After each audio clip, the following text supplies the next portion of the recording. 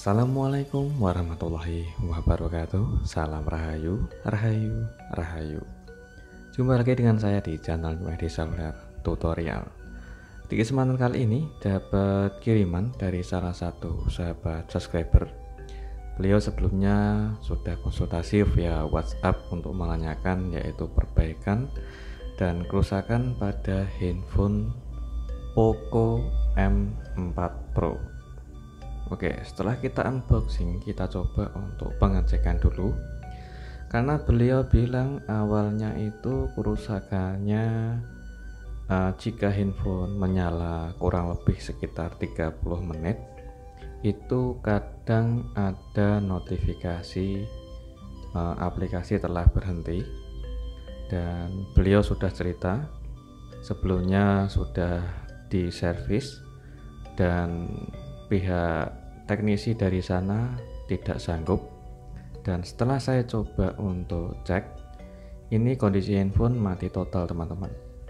Saya coba untuk koneksikan menggunakan charger, sama sekali tidak ada respon.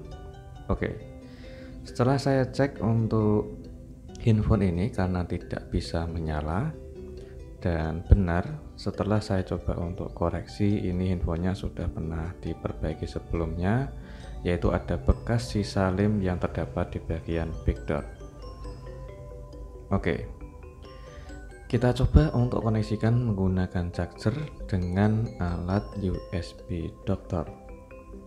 Ini ada di angka 0,29 ampere ya teman-teman, nggak sampai 1.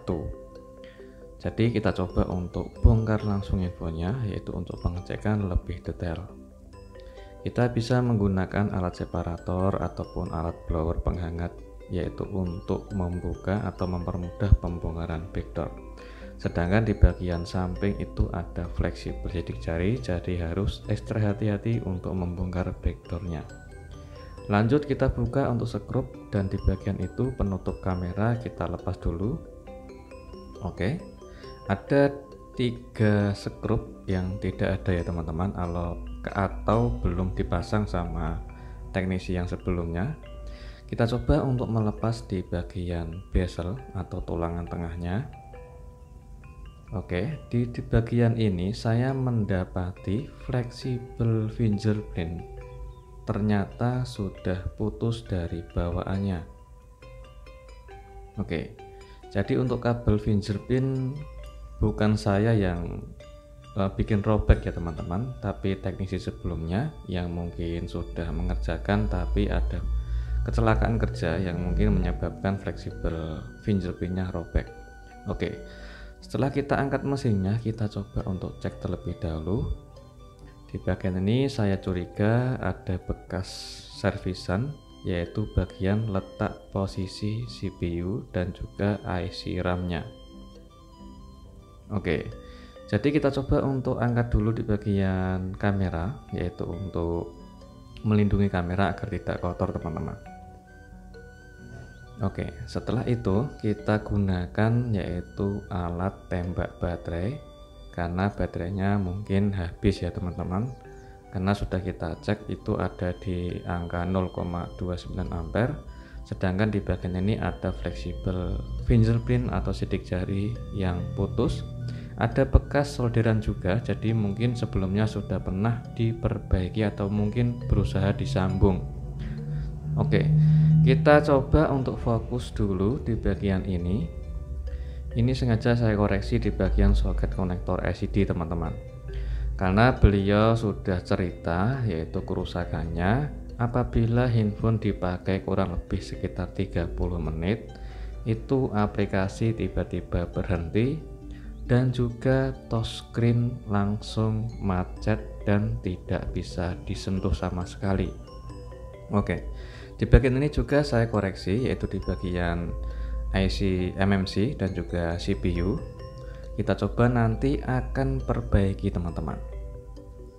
Oke, kita cek dulu setelah kita pancing atau kita tembak baterainya.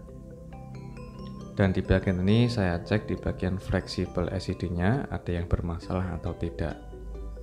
Setelah saya cek untuk soket konektor fleksibel LCD masih utuh dan tidak cacat.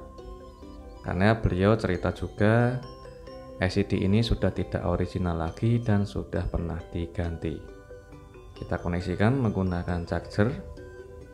Dan setelah saya tunggu beberapa menit kemudian, itu sama sekali tidak nambah teman-teman, atau tidak ada respon pengisian daya, dan juga handphonenya tidak bisa dinyalakan. Harusnya saat kita koneksikan menggunakan charger itu ada tanda-tanda pengisian tanda petir atau pengisian daya, namun sama sekali tidak ada respon. Dan di bagian ini nanti kita akan coba perbaiki, yaitu di bagian fleksibel fingerprint yang robek atau putus. Jadi bekas ada solderan ya teman-teman untuk di bagian fleksibel sidik jarinya. Mungkin sebelumnya sudah berusaha disambung, namun mungkin nggak sempet dikerjain. Jadi nanti kita coba perbaiki di bagian fleksibel fingerprint yang robek. Sekarang kita fokus di bagian IC CPU dan juga IC MMC. Kita coba untuk rehot. Kita gunakan flux secukupnya saja. Sedangkan kita panasi atau kita rehot menggunakan blower dengan panas di angka 3,5. Untuk anginnya di angka 1 sampai 2. Oke. Kurang lebih kita panasi sekitar 30 detik atau 60 detik. Oke, setelah kita panasi atau kita rehot, kita dinginkan dulu untuk mesinnya. Ini resikonya sangat tinggi ya teman-teman jika kita gagal atau kita salah setting blower untuk rehot IC CPU, itu bisa menyebabkan kondisi IC mati total alias rusak. Oke, setelah kita dinginkan mesinnya, kita koneksikan menggunakan charger. Sudah keluar notifikasi dan keluar logo Poco. Oke, perhatikan di bagian yaitu USB dokter yang saya gunakan itu menandakan 1 ampere,8. Jadi otomatis pengisian daya sudah normal. Ada di angka 8% untuk baterainya. Saya coba nyalakan dulu apakah handphone bisa menyala sampai menu atau tidak teman-teman. Oke, alhamdulillah handphonenya sudah menyala sampai menu. Sambil kita koneksikan menggunakan charger karena baterainya tinggal sedikit teman-teman. Oke, sudah terhubung dengan normal untuk pengisian daya baterainya dan handphonenya juga bisa menyala dengan normal. Namun ada kendala lain seperti touchscreen. Ini saat saya coba untuk geserkan touchscreen itu kadang ada bagian layar yang tidak bisa disentuh atau error. Seperti di bagian bawah ini seketika macet ya teman-teman. Kadang tidak bisa disentuh. Oke, untuk touchscreen-nya kurang nyaman. Kalau kita tekan secara keras itu baru bisa berfungsi teman-teman. Alias kurang sensitif, kadang juga gerak sendiri. Oke, sengaja saya coba untuk tes lebih detail untuk di bagian handphonenya, saya tanyakan memang betul LCD-nya sudah pernah diganti, dan saya minta LCD yang ori bawaannya dikirim. Namun setelah dikirim itu ternyata saya cek LCD-nya yang dikirim adalah LCD yang baru teman-teman. Jadi nantikan saja untuk di tutorial berikutnya. Kita coba untuk fokus dulu, yaitu di bagian ini kita perbaiki fleksibel fingerprint yang robek. Karena untuk di bagian perbaikan mesin sudah kita perbaiki, alhamdulillah mesinnya sudah kembali menyala dengan normal. Tinggal untuk proses yaitu pengetesan LCD yang lain, karena beliau perjalanan untuk pengiriman LCD yang saya akan gunakan. Karena LCD yang ini, untuk LCD yang ini setelah saya tes itu bagian touchscreen ada agak error, jadi selang beberapa menit itu touchscreen-nya kadang tidak bisa disentuh teman-teman. Kita fokus untuk mengerjakan di bagian fleksibel fingerprint yang robek. Setelah kita klik, kita kasih tenol, dan di bagian ini saya gunakan yaitu potongan dari fleksibel bekas.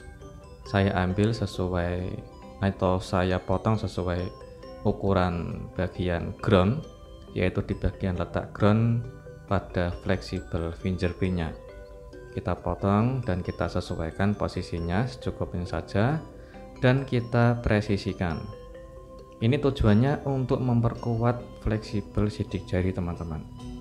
Jadi untuk di bagian itu kita bisa menggunakan fleksibel bekas dan panjang, kita potong sesuai ukurannya. Dan di bagian bawah kita rapikan tenolnya dan kita gunakan kawat jumper, yaitu untuk menghubungkan jalur atau titik fleksibel yang putus. Oke, kita pelan-pelan saja, tidak usah terlalu buru-buru, dan fokus di bagian titik pada jalur yang terputus. Oke, setelah itu kita potong jika sudah kita sambungkan, dan selanjutnya kita akan sambung satu persatu di setiap jalur yang putus. Oke, itu bagian jalur ada 6 jalur ya teman-teman, 6 jalur. Di bagian tengah yang kecil-kecil dan juga di bagian samping itu adalah ground. Oke, dengan hati-hati karena jalurnya sangat berdempetan ya teman-teman, atau jarak jalurnya itu sangatlah kecil. Jadi kita harus pelan-pelan dan ekstra fokus dan juga teliti dan juga hati-hati. Oke, setelah kita sambungkan yaitu kurang lebih 5 jalur di bagian tengah, dan sedangkan di bagian samping ini adalah juga ground. Sengaja saya gunakan kawat sedikit agak tebal teman-teman, agar lebih kuat untuk di bagian groundnya. Oke, lanjut kita kasih yaitu lem UV atau pelapis PCB. Setelah kering kita coba cek dulu apakah setelah kita sambung sudah berhasil atau belum. Oke, setelah kita cek sudah kering untuk pelapis PCB nya, yaitu untuk melindungi kawat jumper atau teknik jumper yang sudah kita kerjakan. Sedangkan di bagian bawah atau di balik fleksibelnya itu juga terdapat jalur. Jadi jalurnya bolak-balik ya teman-teman, tidak bisa kita jumper dengan satu arah, karena di bagian bawah atau di baliknya itu juga terdapat jalur, kurang lebih sekitar 3 atau 2 jalur teman-teman. Oke, kita kerik, yaitu ada 2 jalur. Setelah kita kerik untuk di bagian fleksibelnya yang putus, kita akan sambungkan di bagian 2 jalur yang terputus teman-teman. Oke, setelah kita sambungkan kita potong sesuai ukuran panjang pada kawat jumpernya, tidak usah terlalu panjang. Dan di bagian ini juga ada titik jalur yang terputus, yaitu ada 2 jalur. Yang satunya itu ground ya teman-teman, yang paling samping atas dan bawah itu adalah ground. Oke, setelah kita bersihkan, kita gunakan yaitu lap UV atau pelapis PCB, yaitu untuk memperkuat penyambungan pada kawat jumpernya. Oke, setelah kering untuk pengeliman menggunakan pelapis PCB untuk memperkuat kawat jumpernya, kita bersihkan dulu dan kita cek ulang. Seperti ini hasilnya setelah kita menyambung fleksibel fingerprint yang putus. Oke, selanjutnya kita bisa menggunakan solasi, yaitu sebagai pengaman juga memperkuat fleksibelnya. Oke, sudah selesai dan juga rapi, alhamdulillah pengerjaannya sudah presisi. Selanjutnya kita tinggal pengetesan. Oke, ini masih menggunakan SID dari bawaan ya teman-teman, karena saya masih menunggu SID dari beliau yang akan dikirim.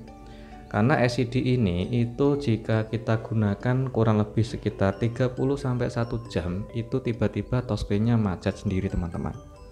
Oke, yang penting kondisi handphone sudah bisa menyala dengan normal.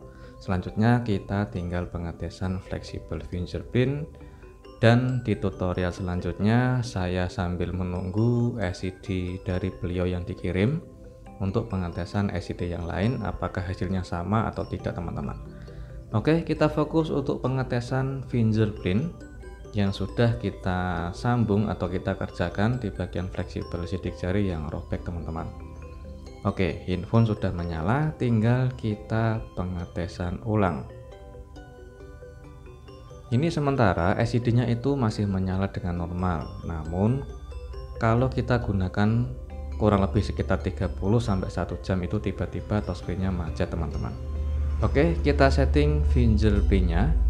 Ini sudah terdeteksi untuk sidik jari saya. Untuk kita setting, hampir selesai. Apakah bisa berfungsi dengan normal teman-teman? Alhamdulillah, untuk sidik jari sudah bisa disetting dan juga sudah bisa ditambahkan. Tinggal kita pengetesan. Alhamdulillah, kita kunci layar dan kita buka layar menggunakan fingerprint atau sidik jari bisa berfungsi dengan normal.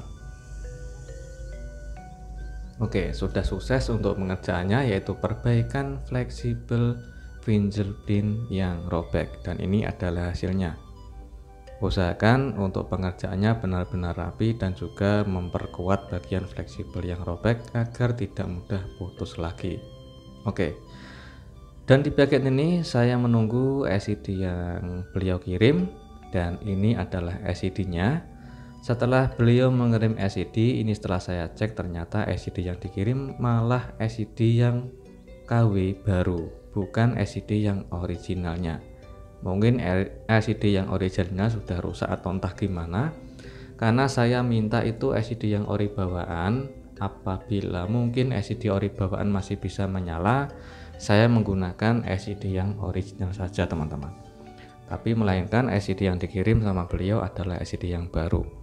Setelah saya pasang, saya cek, hampir beberapa hari dan beberapa jam untuk saya gunakan full hampir 24 jam, itu handphone tidak macet lagi, alias bisa berfungsi dengan normal kembali dan touchscreen-nya tidak macet lagi teman-teman. Jadi mungkin disebabkan SID yang awal pemasangan atau penggantian, mungkin kualitas SID-nya itu kurang bagus teman-teman. Sedangkan SID yang dikirim sama beliau ini adalah SID yang baru. Kalau tidak salah, seingat saya itu adalah kualitas merek Incel. Setelah saya pasang dan saya pakai kurang lebih dari 1 jam dan lebih dari beberapa hari bisa berfungsi dengan normal.